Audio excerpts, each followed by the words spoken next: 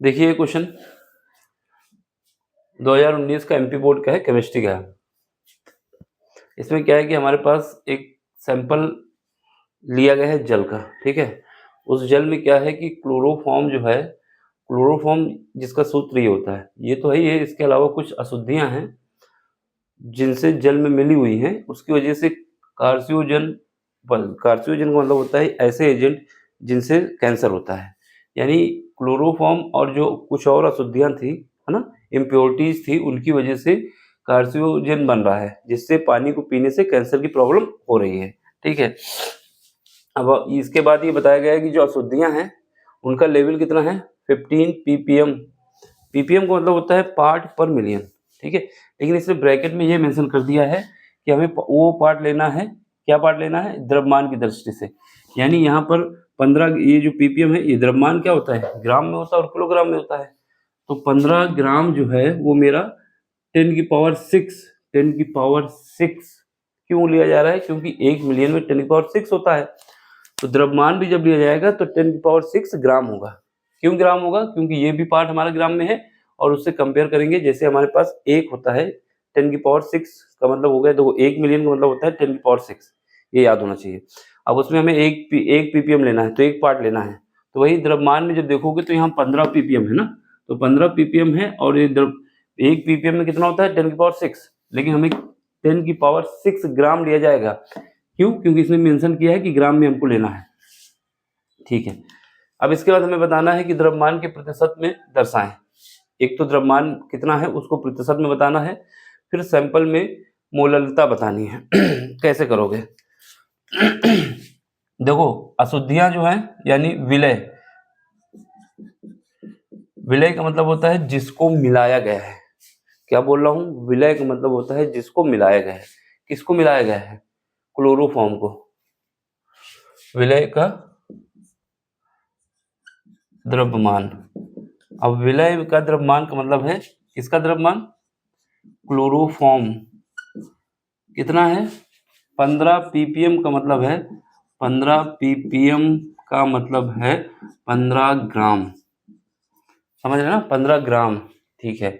अब यहाँ पर ये ppm का मतलब होता है 15 ग्राम तो लिख दिया, लेकिन अगर ppm मेंशन कर दिया है तो इसका मतलब होता है 10⁶ ग्राम में।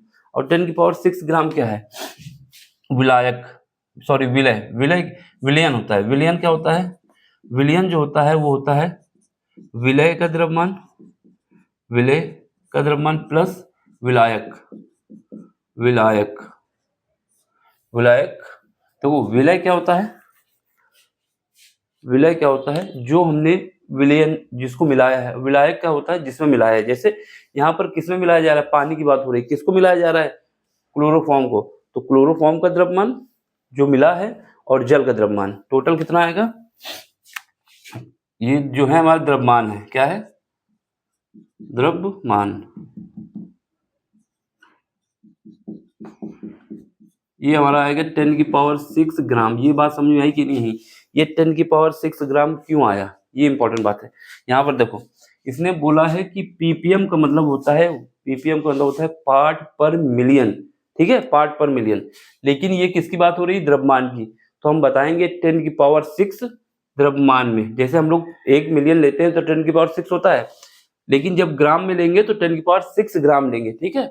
इस वजह से ये आया है, कहीं हवा में नहीं आया, ये इसने खुद मेंशन किया था, ठीक है। अब यहाँ पे देखो, तो यहाँ पर हमारा क्या है,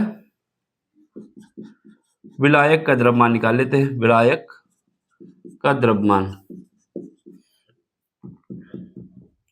विलायक का द्रव्यमान, सॉरी, विलायक का द्रव्यमान कैसे निकालोगे, विलायक का द्रव्यमान निकालोगे जो हमारे पास विलयन है, विलयन है ये, विलयन का द्रव्यमान, विलयन का द्रव्यमान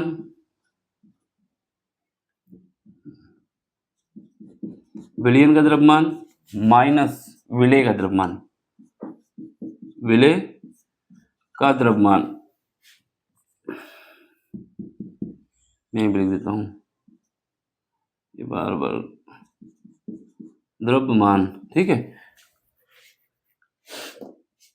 चलो फिर करो, विलय का कितना है 10⁶ 6 ग्राम है, ठीक है, माइनस विलय का कितना है 15 ग्राम है।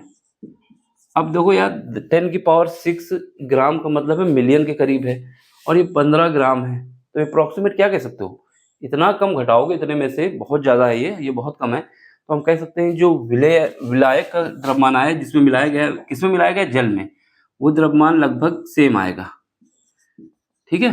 कुछ डिफरेंस आएगा लेकिन कैलकुलेशन करने में अगर इसके डिफरेंस को इतना काउंट करेंगे तो फिर कैलकुलेशन गलत, मतलब ज़्यादा टफ हो जाएगी। तो जब बहुत ज़्यादा कम होता है तो उसको अप्रोक्सीमेट वही मान लेते हैं, ठीक है। ये हमारा काम हो गया। ये क्यों निकाला है, ये अभी काम आएगा, इस वजह से निकाला है, ठीक है। अब हमें क्या पूछा गया है, पहला पूछा गया है द्रव्यमान के प्रतिशत, जो हमारा द्रव्यमान है किसका, क्लोरोफॉर्म का, उसको प्रतिशत के रूप में दिखाना है, ठीक है। प्रतिशत के रूप में कैसे दिखाओगे, पहले पार्ट में द्रव्यमान के प्रतिशत में क्या करोगे, कितना है हमारे पास, इतना ही तो है, इसको हमें परसेंटेज में दिखाना है। इनिशियल इतना था, फाइनल कितना, टोटल कितना है। अब अगर हमें ए का बी के रिस्पेक्ट में परसेंटेज दिखाना होता तो क्या करते हैं, ए को ऊपर लिखेंगे, बी को नीचे लिख देंगे। वैसे ही हमको इसमें दिखाना है कि जो हमारा 15 ग्राम क्लोरोफॉर्म है, जो 15 ग्राम क्लोरोफॉर्म है किसके रिस्पेक्ट में है, किसके रिस्पेक्ट में है, 10⁶ ग्राम जो हमारे पास जल है, तो उससे बस डिवाइड कर दो। अब अगर हम परसेंटेज निकालना चाहते हो तो क्या करते हैं, 100 से मल्टीप्लाई करते हैं, 100 से मल्टीप्लाई कर दिया। अब जब इसको सॉल्व करेंगे कितना आएगा, 15 इंटू 10 की पावर कितना हो जाएगा 4, सॉरी माइनस का 4 है ना, ये दो पावर कम होंगी तो इतना बचेगा, ये बराबर बचेगा 1.5 इंटू 10 की पावर -4, ठीक, परसेंटेज। ये हमारा एक आंसर होगा पहला। समोसा वाला आ गया बीच में, तो हम लोगों को क्या आ गया कि ये जो हमारा है द्रव्यमान कितना परसेंटेज आया। यहाँ पर जो द्रव्यमान लिखा जाएगा किसका लिखा जाएगा, क्लोरोफॉर्म का, क्योंकि क्लोरोफॉर्म के ही रेफरेंस में लेना है। यहाँ पर जो द्रव्यमान लिखा जाएगा किसका लिखा जाएगा, जो कुल द्रव्यमान है। कुल द्रव्यमान कितना है, क्योंकि 15 ग्राम है, किसमें है, पीपीएम। पीपीएम का मतलब मैं बार बार बोल रहा हूँ 10⁶ ग्राम है यहाँ पर, ठीक है। तो अगर लिखना है किसी को तो लिख ले, ये जो हमारा द्रव्यमान है किसका है, क्लोरोफॉर्म का है, ठीक है, क्लोरोफॉर्म का CHCl3, ये क्लोरोफॉर्म का द्रव्यमान है, ये कुल द्रव्यमान है, कुल द्रव्यमान, ठीक है, ये क्लोरोफॉर्म का द्रव्यमान है। लिखना है तो लिख लो, बाकी तो जब मेंशन किया तो ये क्लोरोफॉर्म का ही है, ये इसका है, ठीक है। अब दूसरा केस क्या है, दूसरा केस इसमें पूछा है कि हमें ये बताना है जल के सैंपल में क्लोरोफॉर्म की मोलरता कितनी है, ठीक है, जिसको स्मॉल एन से लिखा जाता है। तो सेकंड पार्ट में देखो, सेकंड पार्ट क्या पूछा है, मोलरता, ठीक, जिसको हम लोग स्मॉल एन से लिखते हैं। और ये होता क्या है, ये हमारे पास होता है विलय के मोल,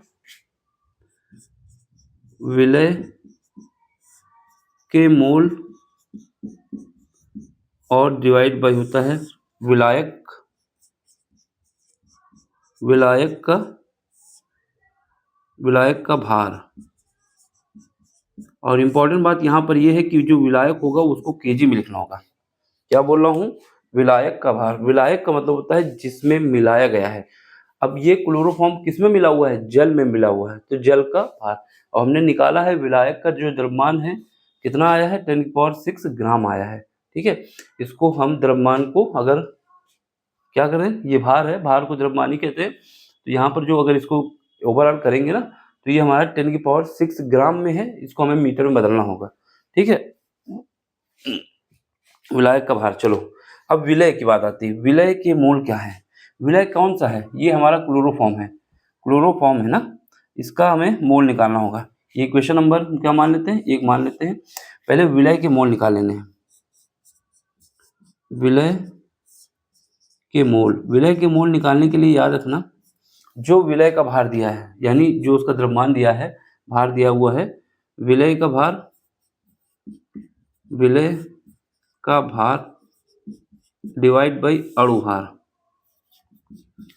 अणु भार का मतलब क्या होता है, जैसे हमारे पास ये दिया हुआ है, क्या है, क्लोरोफॉर्म, ठीक है। यहाँ पे देखो क्लोरोफॉर्म दिया हुआ है CHCl3, इसका अणु भार निकालना है।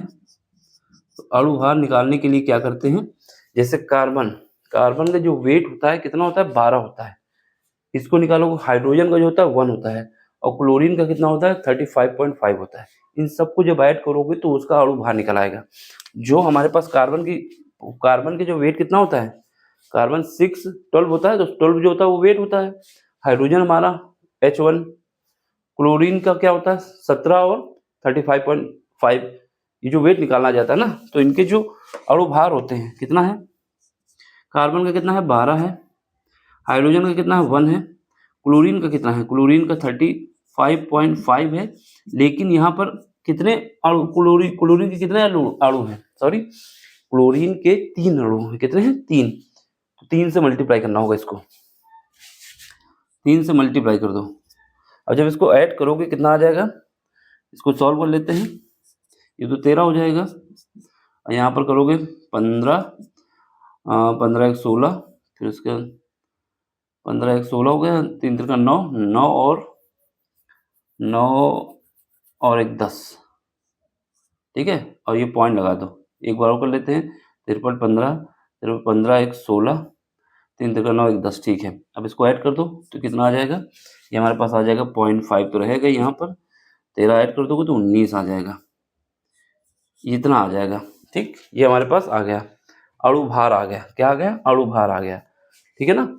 अब देखो विलेय का भार क्या है, विलेय का भार है जिसको हमने मिलाया है, कितना मिलाया है 15 ग्राम। ये कितना आया है 119.5 ग्राम, ये ग्राम में रहेगा, ठीक है। अब हम इसको लिख देते हैं। तो यहाँ पर हमारे पास समीकरण नंबर 1 पे आ जाओ। अब यहाँ पर हमारे पास जो विलायक है, विलायक का भार हम तो निकाल ही चुके हैं, जो द्रव्यमान है वो लगभग इसके भार के बराबर है, ठीक है। तो ये हमारे पास क्या आ जाएगा, m जो समीकरण 1 से, समीकरण 1 से चलो इसको स्मॉल m से लिखते हैं। पहली बात तो ये याद रखना चाहिए, मोललता का विलय के भार, विलय के मोल निकालने के लिए क्या किए हैं, इसमें जो है वैल्यू पुट करना होगा। पहले इसमें निकाल ही देते हैं, तो इसको ऐसे इधर लिख देते हैं ना, इसको पूरा सॉल्व करना होगा पहले। तो ये हमने भार निकाल लिया नीचे, और विलय का भार कितना है 15 ग्राम है, और ये कितना है, ये हमारे पास 119.5 ग्राम है। पहले इसको तो लिखना होगा। तो यहाँ से हमारे पास जो दिख जाएगा, नीचे नहीं दिखेगा, तो पहले इसको हम जब सॉल्व करेंगे तो हमारे पास विलय के मोल जो आ जाएंगे, विलय के मोल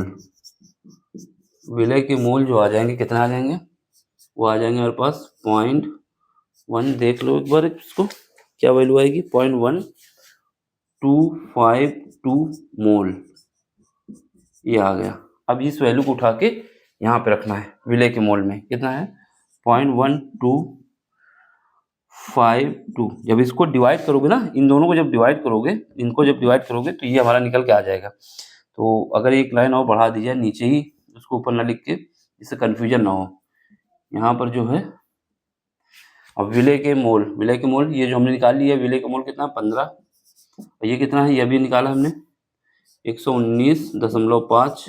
जब इसको सॉल्व करेंगे कितना आ जाएगा 0.1252 मोल, ठीक है। अब इस वैल्यू को उठा के हम यहाँ पे रख देंगे, ठीक। जब यहाँ पे दिख रहा है यहाँ पर विलायक का भार कितना है, विलायक का भार 10⁶ है। क्या है 10⁶ ग्राम है, लेकिन हमें इसको किस में लिखना होता है, केजी में लिखना होता है।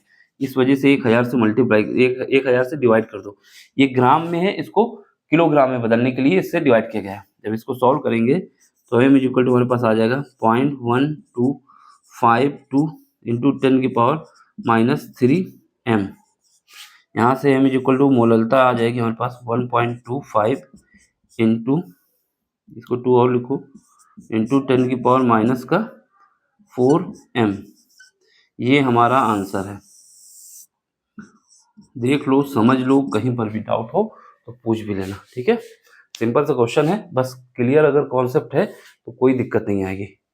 इसको करना ऐसे ही है, बिल्कुल बेस्ट तरीका है, ये दिमाग में हमेशा याद रखना है। इसने जब 15 पीपीएम बोल दिया है और ब्रैकेट में मेंशन कर दिया है कि ये जो हमें देखना है द्रव्यमान की दृष्टि से देखना है, वेट की, द्रव्यमान यानी भार की दृष्टि से देखना है, ठीक है।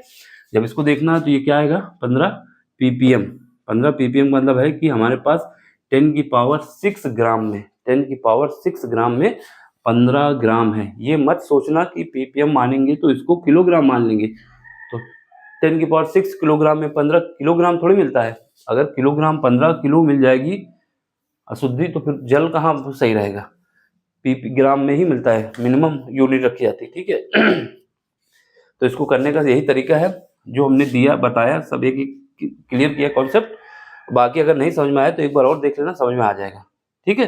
सिंपल से समझाया है, समझ में आया हो तो लाइक शेयर सब्सक्राइब और अपना सपोर्ट भी देना। बाकी मिलते हैं अगले लेक्चर में। Thank you for watching, bye.